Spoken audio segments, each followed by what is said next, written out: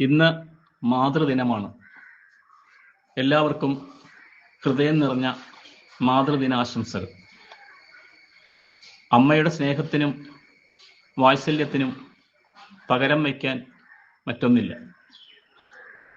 10 മാസം വയറ്റിൽ ചുമന്ന് ഈ ലോകത്തേക്ക് നമ്മളെ വെളിച്ചം കാണിച്ച് വളർച്ചയുടെ ഓരോ പടവുകളിലും താങ്ങും തണലുമായി നിൽക്കുന്ന അനശ്വര പ്രതീകം.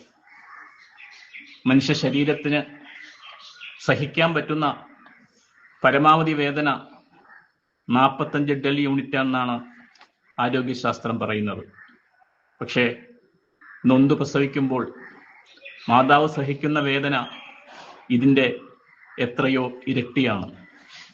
പൊക്കിൾക്കൊടി ബന്ധത്തിൻ്റെ തീവ്രത പറഞ്ഞറിയിക്കേണ്ടതില്ലല്ലോ.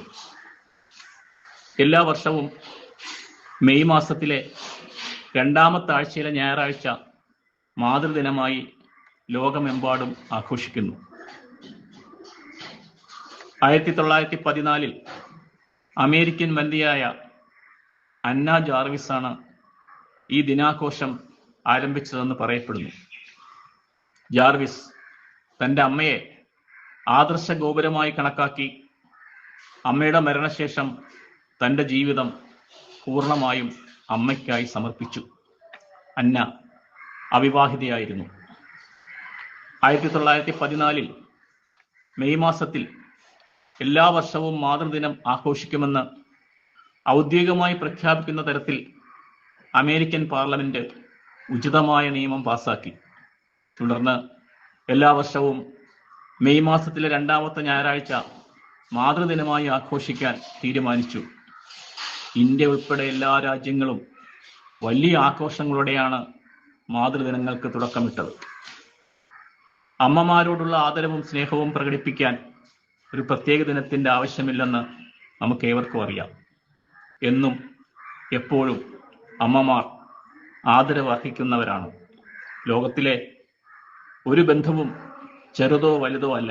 പക്ഷേ ആരും അമ്മയ്ക്ക് തുല്യമായി നിലകൊള്ളുന്നില്ല. പകരം വയ്ക്കാൻ മറ്റൊന്നില്ലെന്നർത്ഥം. സത്യം, സ്നേഹത്തിന്റെ സമുദ്രം, ഇങ്ങനെയൊക്കെ അമ്മയെ വിശേഷിപ്പിക്കാം. സ്വന്തം ഇഷ്ടങ്ങളും അനിഷ്ടങ്ങളും മറന്ന് മക്കൾക്കായി ജീവിക്കുന്ന ത്യാഗം വാക്കുകൾക്കതീതമാണ്. മക്കളുടെ വിജയത്തിൽ അഹങ്കരിക്കാതെ സന്തോഷിക്കുവാനും പരാജയത്തിൽ ആശ്വസിപ്പിക്കാനുമുള്ള ത്യാഗസന്നദ്ധത മറ്റാർക്കാണുള്ളത്? അമ്മതൻ നെഞ്ചം ഉരുകുമ്പോഴും മക്കൾക്ക് ആ നെഞ്ചം കിളച്ചു മറിച്ചാലും അമ്മിഞ്ഞ പാൽ തരും.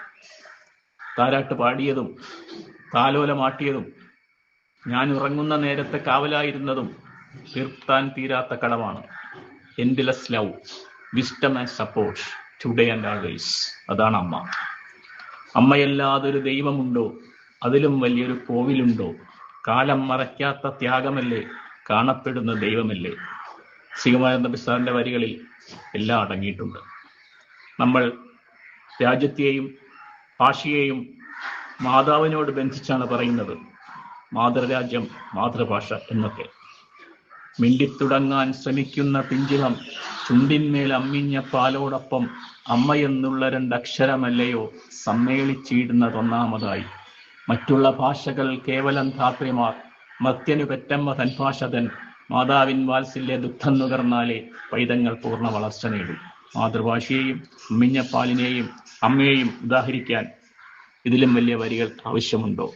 ഒരിക്കൽ കൂടി എല്ലാവർക്കും മാതൃദിന ആശംസകൾ.